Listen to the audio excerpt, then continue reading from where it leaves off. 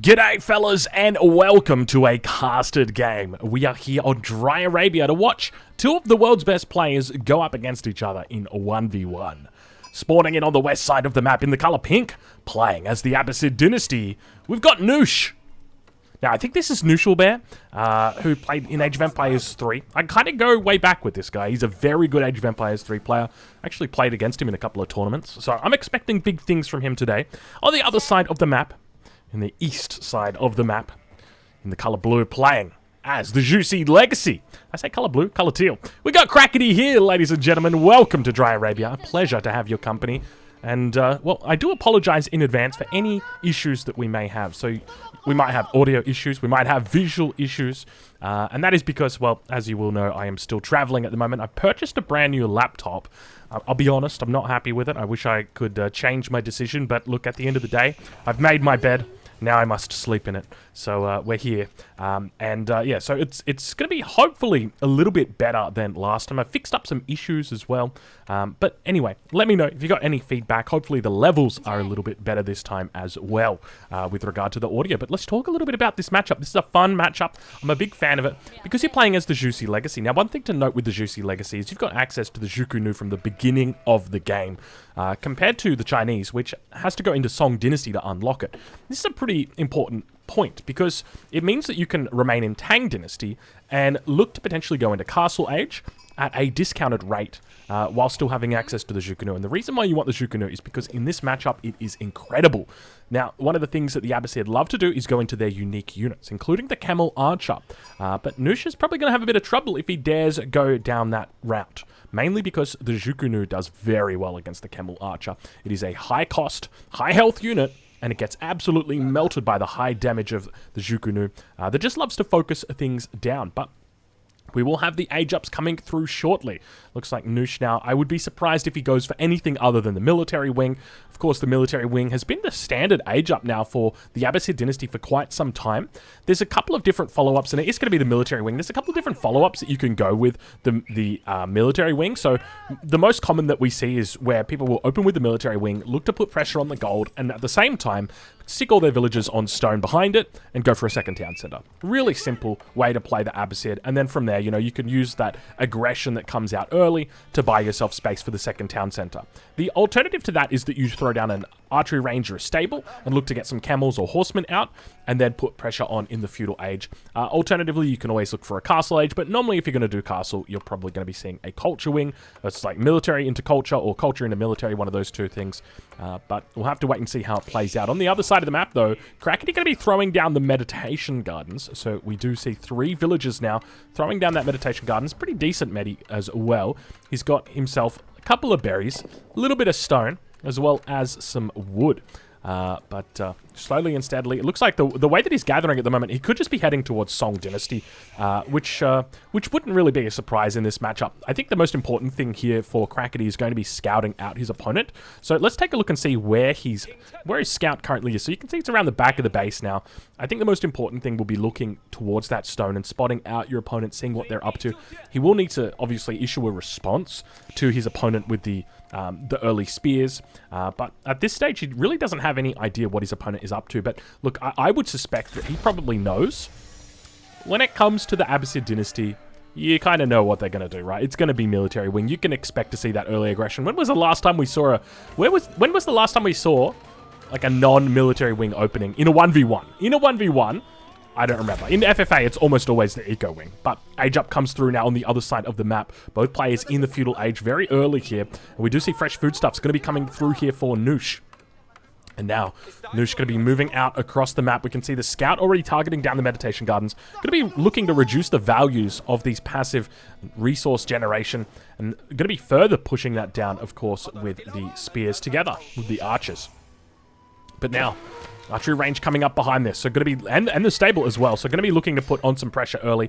We kind of suspected that, right? We didn't see any vills here on the stone outcropping, so we kind of knew there was no real indication of any feudal booming going on. But now, Zhangnan Tower comes online for Crackety. Now, my question is, how does Crackety... You just got to enjoy that beautiful sound. How does Crackety look to play this out? Because to me, it's a little bit of a... my mind is... I wouldn't say boggled necessarily, but to me, it doesn't really make sense that you'd go into a Xiongnan Tower if you're just going to play it in feudal. Now, of course, you get access to extra units by doing this, and maybe that's one of the ways he could look to play it, is by going into a lot of archery ranges, but you've got the Imperial Official already to supervise up the archery range. You don't need to go into a lot of archery ranges, so I'm curious to see exactly what the plan is here for him, but slowly and steadily, the siege begins. The Meditation Garden's under threat here. Crackety looking to defend. The Zhuku-Nu numbers rising. You can see the supervision not quite yet happening on the Zhuku-Nu. Still 15 seconds for each one to come out. We'll rally forward here. Horseman also going to be coming out here. Needs to be very careful about putting on too much pressure, and he wants to go for a second TC. That is the play Crackety's looking for here. So despite being under pressure here, despite seeing that early Horseman, he's going to have to pull Vils here. Otherwise, he's going to lose out way too many Zhuku-Nu. Zhuku-Nu, number one, falls back. It looks to get refocused, but he's able to take out the Horseman just in time. Now Crackety manages to get enough pressure on this front side that will force back his opponent for now. I say for now because the Horsemen are coming through as well. It looks like Noosh is really looking to put on pressure here. Zhuku-Nu numbers are not rising, by the way. Keep that in mind. And if the Horseman is able to come in and put pressure, he's going to be able to tank up with Vils once again on the front, looking to focus down that Horseman. Zhuku-Nu doing well. Archer's going to be firing off on the back. Needs to try and keep these bad boys alive. Loses another one. He's going to have to reinforce this. There's nothing coming in for him at the moment. I don't think he's getting this stone. I think this is a little bit of a poor decision here from Crackety. And, you know, I can sit in my ivory tower. I can say that because I'm not a player. I'm not a player. I'm a commentator. But I think realistically, like, you probably could have looked to go into a couple more Zhuku-Nu. He's got to put down a stable. Look, oh my, okay. Crackety's gotten mad. This is where he's like, okay, you want to play feudal? You want to make military? We can make military. Throws down the triple. Now, normally, I'd be like, oh, this is a bad decision. There's no way he's going to be able to support this. But that's because he's got so much wood that it's a good decision because he can utilize the Xiongnan Tower to get free units out of this. So now he gets a free Zhuku-Nu. Now he's going to get 2 free Horsemen as well. Even though he doesn't have the resources to pump Horsemen, he still can make Horsemen just from doing that. But have a look at the Meditation Gardens. Still under pressure, about 60% health at the moment. More units streaming across the map. He's really hyper-focused in. 1 Vil on the stone as well. So we'll be looking for a second TC. A lot slower than the average bear. We can say that much. Horsemen now coming through. Keep in mind the Spearmen are still alive here, so he's going to have to work to focus them down. First one gets taken out. Second one slowly but steadily being taken out here. Horseman numbers still looking pretty decent here for Crackety, but he's going to need to try and increase that a little bit more. He's got pretty decent economy behind this. 15 Vils on food for the moment. There's the additional Horseman coming out. Zhuku-Nu as well in the back. Wants to focus. These Horsemen need to be focusing down the ranged units, though. That's really where they excel, just because they have that damage multiplier. You can see right there, they get an extra 9 damage against ranged units. So you want to be avoiding. You can see I was attacking the Horsemen right here. We want to avoid attacking the Horsemen and just focus on the archers instead. More Horsemen now coming out as well. He's lost out quite a bit there. And I think this is one of those situations where you've got to be really careful about when you pick your battles and when you take your battles, because just by having like 3 or 4 more Horsemen in that fight, and obviously your opponent's going to have 2 or 3 more archers, it just allows you to have so much more power coming into those fights. So already I'd say a couple of mistakes here from Crackety. Number one, I think he didn't reassess the decision quickly enough when he moved his Vils out to the mining camp. He kind of thought, you know what, I can get away with this second TC. Definitely couldn't. And then the second one was just biding your time for the Meditation Gardens. I think this is something I've learned quite a lot recently when playing FFA, is that even if you're under pressure, there's no real point in taking a fight right now if you're just going to lose that fight. It's better that you try and stay alive, even if that means that you lose an arm or lose a leg. You know, at least you don't lose your life. Whereas, you know, Crackety right now, he's lost an arm. Well, I mean, he hasn't lost an arm. He's lost his life, and he's trying to hold on for dear life right now at this stage. Battering ram coming down. Always a good time to try and push when the battering ram's coming up, but it's coming up so quickly. Look at this. He's got so many archers on this. This is 10 archers, and this is really bad. If the battering ram comes up, almost guaranteed the Meditation Gardens will go down, because you're going to have to fight, and at the same time, the battering ram's just going to be working its magic. So now you're going to have to fight, and at the same time, think about the battering ram. You can see how well he was able to target down that Camel Archer. One of the reasons why you typically avoid going into the Camel Archer in this matchup is just because of how good the Zhuku-Nu are against it. But speaking of how good the Zhuku-Nu are, have a look at this. Able to focus down all those cavalry units on the front. Meditation Garden's under pressure. He's going to need to pull Vils here to get the repair underway. Zhuku-Nu should be able to deal with it as well. Ideally, I'd like to see about 4 or 5 Vils brought up to the front. We see 1, 2, 3 coming up. I don't think that's going to be able to do it. He's not even going to be able to get there in time. Have a look at this. He's focusing down the battering ram. 60, 50, 40. Oh, he gets there. He gets there. Less than 50 health remaining on that Meditation Gardens, manages to keep it alive, continues getting that beautiful passive resource coming through. Really well done from Crackety right here. I'm impressed. The Zhuge numbers managed to hold. +1 ranged attack has also come through. I failed to mention that. So he's managed to pick up that +1 ranged attack. Ranged armor probably coming through as well shortly. Let's check in over on the Abbasid side of the map and see exactly what's going on over here. So at the moment, Noosh's base still got the 1 Vil on stone. You can see he's working towards that second TC, but it's very, very slow. At this stage, it almost seems certain that these players just want to try and fight it out in the feudal age. The question is, who does that favor? Does it favor Noosh? Does it favor Crackety? Well, I think it depends. Whoever goes for a second TC first is probably at a disadvantage in the short term. So, you know, if Noosh goes for a second TC right now... Oh, actually, speaking of second TC, look at this. Crackety's going for a second TC. A little bit of walls coming up. Noosh could sense blood in the water here. Or smell blood in the water, definitely. These walls are an indication that Crackety doesn't want to fight. This is an indication that Crackety wants to boom. And Noosh can double down right now, and that's what it looks like he's going to be doing. So we see Boot Camp coming through. Steeled Arrow also going to be in on the way. So I would not be surprised if we just see a whole bunch of horsemen, a whole bunch of archers, and he's just going to look to push directly down the middle of the map here. Look to try and keep that pressure on his opponent. Second town center now coming through for Crackety. A little bit of a disadvantage in the short term, but remember that as the Juicy Legacy, this will pay off relatively quickly because you do have that Song Dynasty bonus where your farms are cheaper, so it means that you're getting a decent payback for your villagers, because the majority of these villas are probably going to be going onto farms sooner or later. But now that push towards the front, a little bit of an attack on the backside. Zhuge out of position. No +1 ranged armor just yet for Crackety. Keep in mind the ranged armor has come through here on the side of Noosh. We do now see the battering ram. He's going to be coming down. He didn't even leave 1 Vil. I always like to repair these to about, 30-40%, and then just put 1 Vil to repair it, just so it is repairing slowly, but at the least cost possible to you. That's always the way I like to do it, but have a look at this. Upgrades now. Steeled Arrow has arrived. Iron Undermesh is through as well. We ride on board with Noosh as he looks to put the pressure on. Zhuge numbers starting to come up. Remember that +1 ranged armor is through for the Abbasid dynasty. I think I've mentioned that like 7 times. Might as well mention it in 8th. Looking to try and deal with the pressure here. And one thing to note, I don't know what the plan was for Crackety, but it looks like he's stopped production almost completely. No, never mind. There they come. I was wondering where they were at. He's going to try and fight the archers on the back line. He's going to have trouble because, as you guys are aware, that +1 is still not through. We'll lose the Meditation Gardens here. Needs to think about a backup plan here. So, to me, almost certainly this says, you know what? You just need to start pumping units as much as you can. Make sure you move your village onto the back side here. And just worry about keeping yourself alive. You've got the second TC, so it's just about staying alive, keeping your head above water here. Battering Ram going to continue putting on the pressure.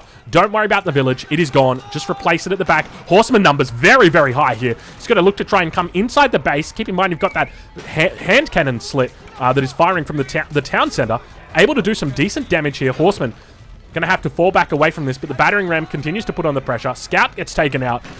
And now Crackety able to pick off a couple of horsemen. Once he's up to one-shot territory, then he's going to be feeling a little bit better, but needs to avoid fighting until that point. I would say that you probably want to avoid fighting until this town center is starting to be threatened. So you probably got about 15-20 seconds before that happens. Palace Guards now going to be coming out for Crackety. A smart decision here, actually. Palace Guards aren't going to get countered by the archers, but are going to be enough to tank up the horsemen, which is what you need because the Zhuge should be able to... Oh my god, look at the amount of damage that those Palace Guards are taking right there. Of course, you guys know why. It's because there's no +1 ranged armor. All right, Drongo, that's enough. Enough with the ranged armor. Enough. Pushing backwards and forwards, the Zhuge now looking to strike. Battering Ram not going to be coming up, at least the second one. Camel's going to be coming in as well, just in case any cavalry get any ideas. You can see just how tanky these horsemen are. Without that one-shot ability, it really, really hampers your defense as the Zhuge, or as the Juicy Legacy, rather, playing with the Zhuge. Outpost has come up. He's also got that emplacement through, so it's going to be doing quite a bit of damage. A little bit of extra range. Of course, you've got the 7 range now, not the 8 range that we used to have. But Crackety now still able to pick off a couple units. But you can see as he picks off the units, he's losing his own. And this is reducing his power on the defense. This is where it's one of those things where, and this is something that's happened to me before in 1v1. You take one bad fight and it ruins the rest of your game. And that's what happened early on. I think, what was it, about the 9-minute mark, where he just went a little bit too early. He dropped the stables and he went straight away. Should have dropped the stables, made 2 horsemen, and then gone. And it's just all because of those little decisions right there. We've got some wolves somewhere in the back here, over in the middle. Yeah, but all because of that one decision to go early. It's meant that he's been fighting an uphill battle this entire time. You can see he's down to 6 Jukunu right now. He doesn't have any more in queue. He doesn't have access to gold. He's got a gold on the backside, but he hasn't moved Phil's over there in advance. So now, realistically, I don't know how he goes about defending it. We can see he's going to put houses down. Does have the option to put down more villages, but it just really is a classic case of, you know, taking that one bad fight early on and not being able to recover from that. Because that one early fight, had it gone his way, it would have meant he has more units for the next fight, which means he has better, not better chances, but better fighting odds against them. And it just, yeah, it really starts to fall away so quickly. Let's check in with Noosh and see how he's doing. Whether he's got that second town center up just yet. He's got the resources for it. The single villager just working its magic. But Noosh says, you know what, Drongo? I don't even need a second town center. I'm going to be happy on the 1 TC. I'm going to make it work. Towards that top side, though. Little bit of a chase happening. The wolf, of course, is going to get taken out. I wonder why he's not going for this gold. It seems so easy and accessible. 15 Jukunu. He's got 8 in queue. Might have done a little bit of market trading. Indeed, he has. He's got no walls to fall back to. So the main thing he's going to be looking to do here is to kite out the front. We'll be losing this second TC. I don't think there's any two ways about it. You just got to give it up at this stage of the game. The enemy army is way too big. There's no real way that you can stop the battering rams either. If you do, you're just going to lose all those villages and your advantage in that town center. So try and get the vills out of there. He's managed to do a decent job kiting. Could pop the vills out, but once again, you know, those villagers almost certainly not going to be able to out-repair the 2 battering rams. If it was just the 1, maybe, but not the 2. That is for sure. Jukunu still holding the position. Do I say it? I'm not going to say it. You know what I'm thinking?